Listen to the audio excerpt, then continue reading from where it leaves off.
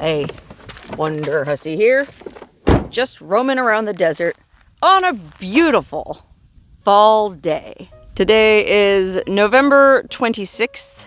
You can see that it's a mostly blue sky, not too much wind, nice sunny day, and I'm roaming around the Kingston mountains, not too far from my Death Valley compound. What am I doing roaming around the Kingston mountains, you might ask? Didn't you just go backpacking in the Kingstons with your sister a couple months ago, Wonderhussy? Well, yeah, I did, but I'm on a mission this time. It's almost time for me to start shooting my 2024 calendar.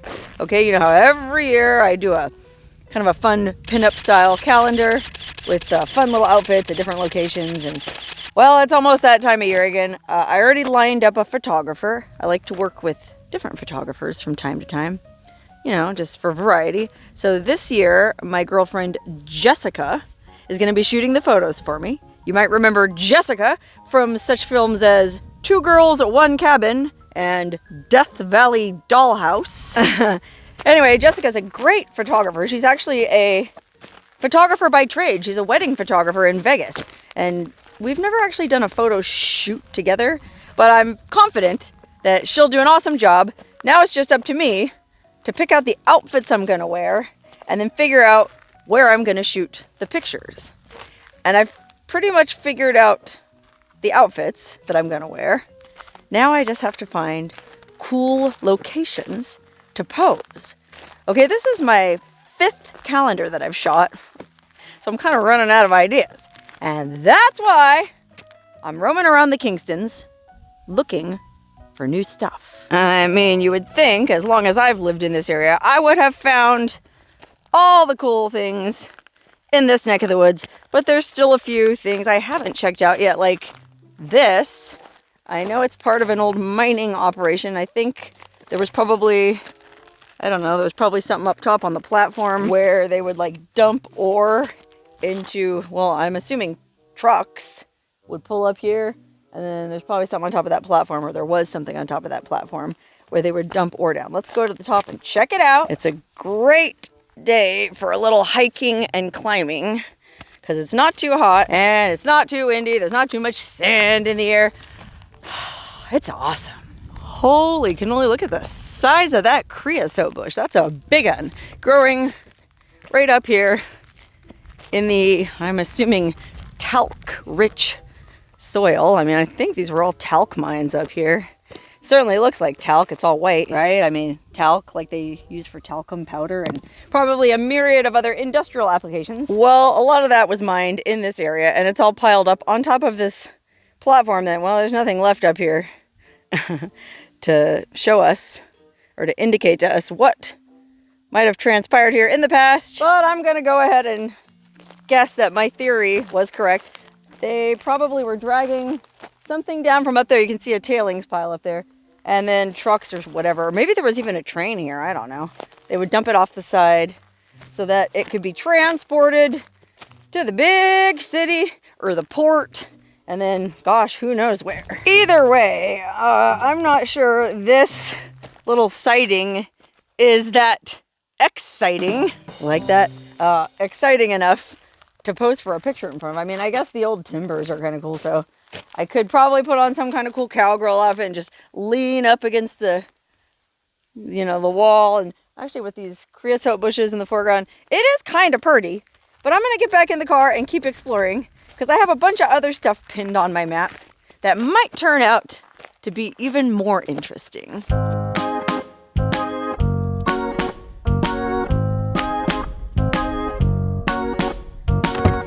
Okay, here's the next thing I had pinned on my map. It's this ginormous, abandoned, I'm not really sure what you call this. It says Michigan on the back, and I feel like I've heard of something called a Michigan loader, which I guess Michigan is kind of the brand name, and then maybe because it's a front loader. Is this a front loader? Oh gosh, I have no idea what this thing would have been. It looks like there's some kind of, or there was some kind of bucket on the front. Sorry, the sun's right behind it. So it probably was used for scooping stuff out of whatever they were mining here. I mean, I'm assuming it was a talc mine because look how white this is. It's not snow, it's talc. And so I guess this old construction equipment, we'll just call it, was used to gouge out the sweet, sweet talc from the ground. I mean, you can see the landscape is all busted up all around from where they gouged out the talc. Oh yeah, look, I think maybe this was one of the attachments that might have been used for that. Oh gosh, I keep wanting to call it a bulldozer. I know it's not a bulldozer, but for the sake of this video, I'm just gonna call it a bulldozer, and you can correct me in the comments. Ah, look, a 55-gallon barrel of sludge. How about that? Okay, well, maybe we should go climb up this ladder. Oh, look, you can even still get in the cab. Wow. It just blows my mind that this stuff is sitting around in the desert. I mean, this thing was not cheap. Look how big these tires are. Oh my gosh. For reference, I'm going to walk right up and stand next to this tire. This tire is taller than I am. And that tire is flatter than I am. Zing! Anyway, it just blows my mind that something this big and this expensive has just been left to rust away here in the desert. Speaking of rusting away, hopefully this ladder holds. And we can get all the way to the top. All right, we made it. Let's see if this old lock is still locked. Oh man, it is. After all these years, come on, guys. I'd love to get in the cab of this thing. That's interesting because all the information is still up here. It says it was made by McDonald Steel in Cambridge, Canada. Look at that, the serial number, maximum mass weight. It's just wild to me. Oh, look, the whole back window's missing. We can just climb right in the cab. I mean, why not? We're here anyway. I always wanted to know what it would feel like to sit in the cab of one of these things. I mean, there is a place just outside Vegas called Dig This, where you can pay a pretty penny to drive a bunch of heavy equipment around and like move earth around for an hour or 2 hours, whatever. It's like a giant sandbox that you get to play in. And I think that's actually a really cool business model. But, you know, here I am doing this for free, so this is even better. Like, gas, brake, gas, what do I know? Maybe that was the gas. Oh, so what are these pedals? One of them maybe operated the thing in the front, the claw. Wow. And then look at all these, oh my goodness, all these switches and buttons. I would not know the first thing about operating one of these. Oh, it's cool. There's a little elbow rest here. So, you know, when you're moving the thing, I guess.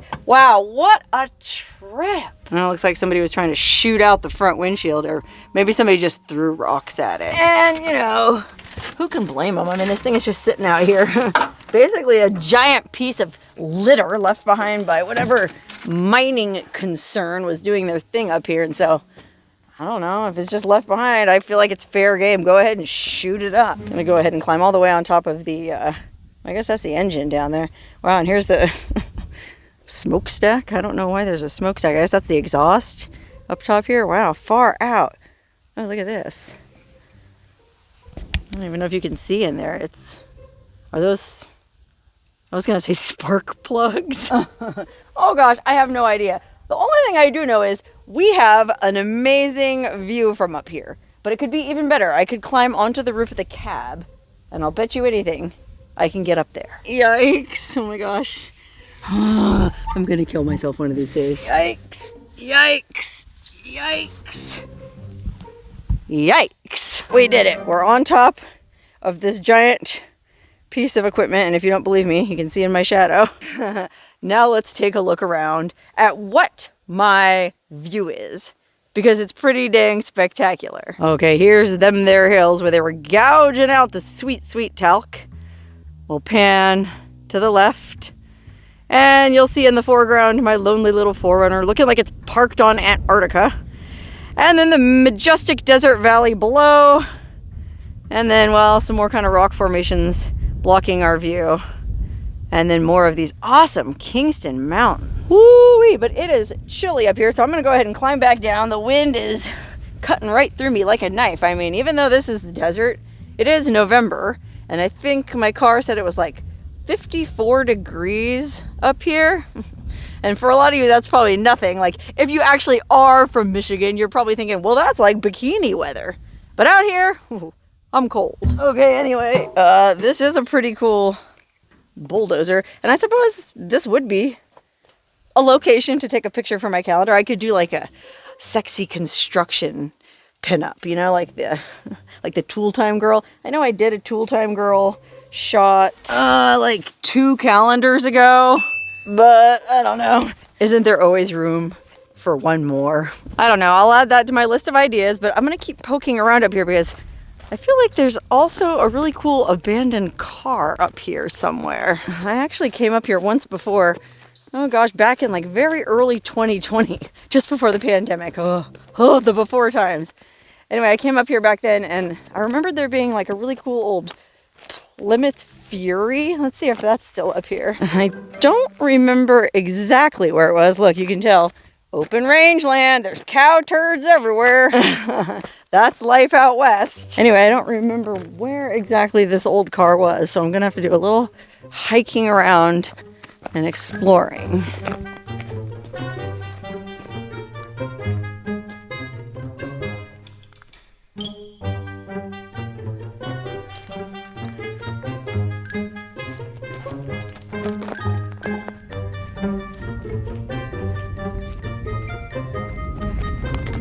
Oh ho! I'll be honest with you, I was just getting ready to give up looking for this old hunk of junk because it is tucked way up in the back of this mine area. But it's still here, and would you take a look at that beaut?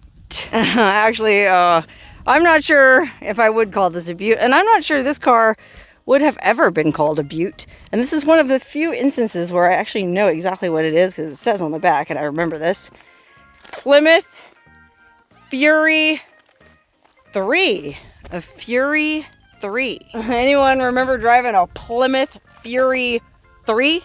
Anyone ever get lucky in the back seat of a Plymouth Fury 3? It certainly looks like it would be big enough for that kind of action. Yeah, they just don't make car back seats the way they used to. Look at that. There's room for you and her sister too. If you were lucky. Oh, look, the door still opens. We could get on in and, hey, let's go for a ride. Okay, I don't know what year this car is. I guess I should give everybody a minute before we get in.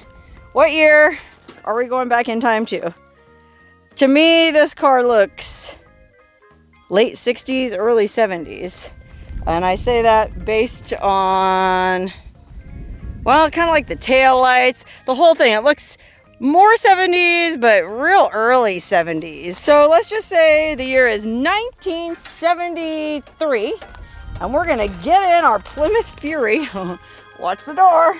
And back in those days, I don't even think you had to wear a seatbelt, did you? Anyway, we're sitting at the wheel. Oh, we might as well turn on the radio. Maybe that'll give us a clue. There's no 8-track player, so this looks more 60s to me. Maybe late 60s. Anyway, we're just gonna have to tune in the old AM radio and see what's playing. Let's see, 1973, going up to the spirit in the sky. Spirit in the sky, it's where we're gonna go when we die, that song is a bummer. Let's change the channel. My sweet Lord, hallelujah, my Lord, Hare Krishna. What is this? Come on, where's all the good time party tunes? Oh, here we go. Green-eyed lady, ocean's lady, dun, dun, dun, dun. Staring slowly into the sun, dun, dun, dun, dun. Picture it, we're cruising down Main Street. Let's go to the Dairy Queen. Oh, who's in the passenger seat? Why, look, it's your old girlfriend, Barb. Remember Barb? Barb, what happened? Oh, she's gone. Just like a memory. Wow, that was fun. I love these old car time machines. But anyway, I don't know if this is actually scenic enough to do a calendar photo by. I mean, I guess I could put together some late 60s, early 70s outfit and sort of pose on the hood. Hey, sailor. But I don't know. I feel like there's probably better locations to be found deeper into the mountains. And since I don't have that much daylight left, I feel like I ought to keep cruising and try to find location number 3.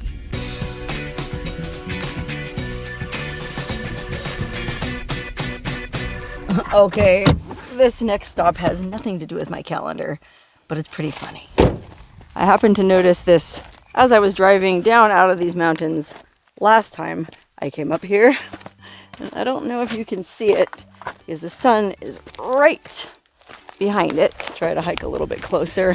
What I'm trying to show you is right up there on the side of that hill, next to that power line pole. It's a rock. If I zoom in, you might be able to see. I guess the rock is sort of shaped like a whale.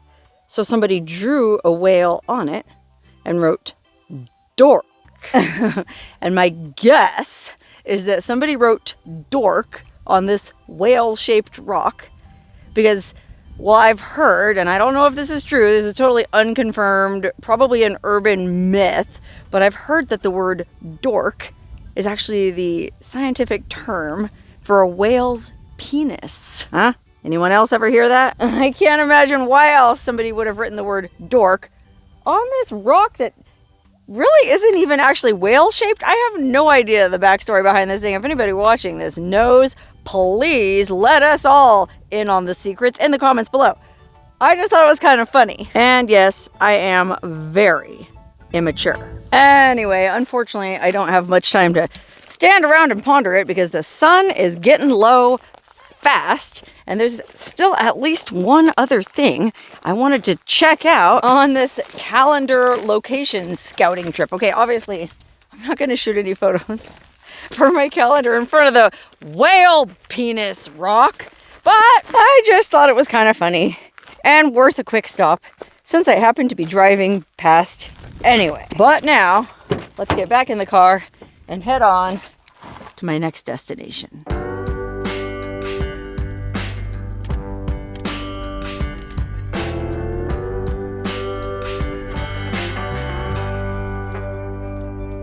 Okay, I don't know, but it looked to me when I did my research on Google Maps like there was a cave up here. And I sure hope there is because, boy howdy, I drove up a long, bumpy road to get here.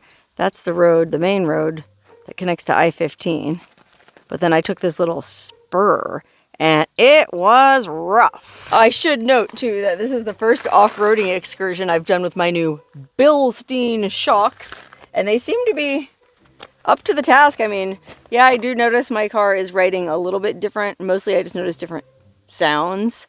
But seems pretty comfortable. And as long as I don't leak, that's all I care about. Okay, anyway, let's see if there's really a cave. Oh yeah, sure enough, look at that.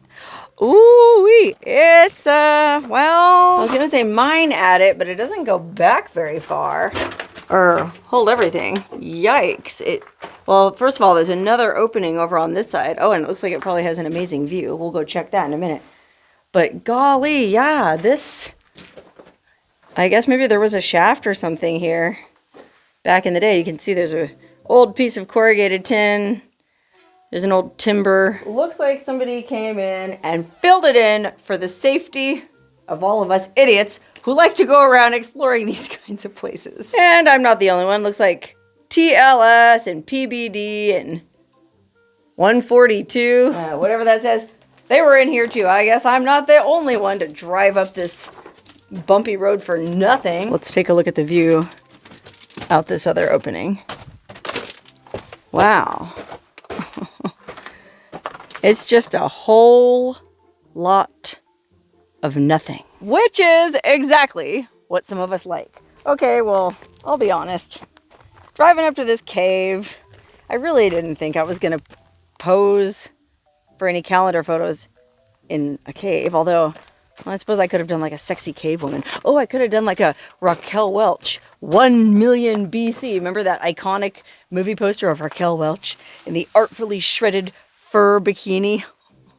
Oh gosh, I actually did a photo shoot one time with this photographer who, when I was working as a model, who wanted to recreate that. And so he had me come over to his hotel room so he could fit me for this fur bikini. And he had all these pelts that he had bought somewhere, rabbit fur pelts.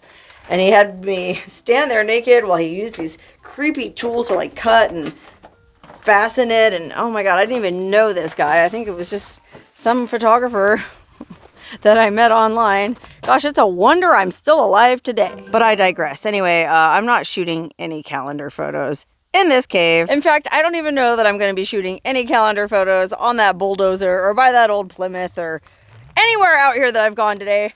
really, I just wanted to come out here and check these things out because they've been bothering me, okay? I came out here and did that backpacking trip with my sister farther out in this valley.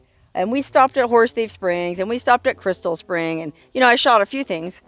But I never made it up to this cave. And I've, you know, like sometimes you're just curious. You want to scratch an itch.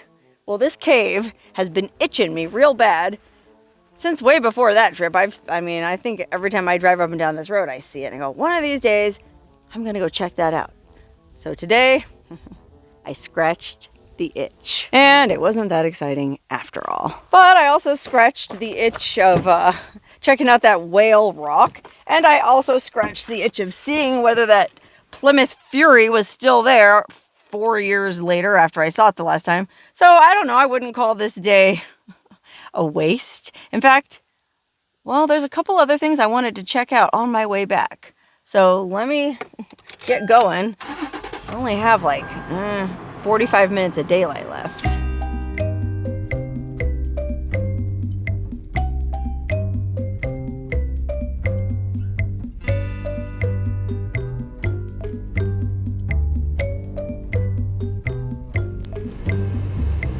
Okay, wow.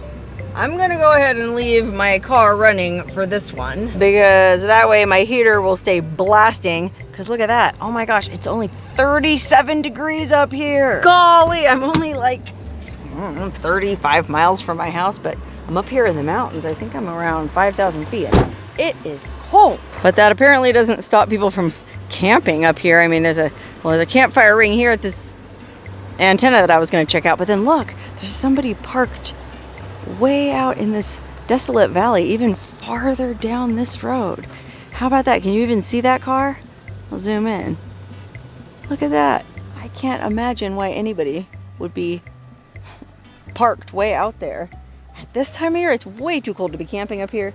I think you might be able to hike to the highest peak, Kingston Peak in the Kingston range, that way. So maybe somebody just parked there for the day and well, hopefully they're hustling back down now because it's about to get dark, which means I better hurry too.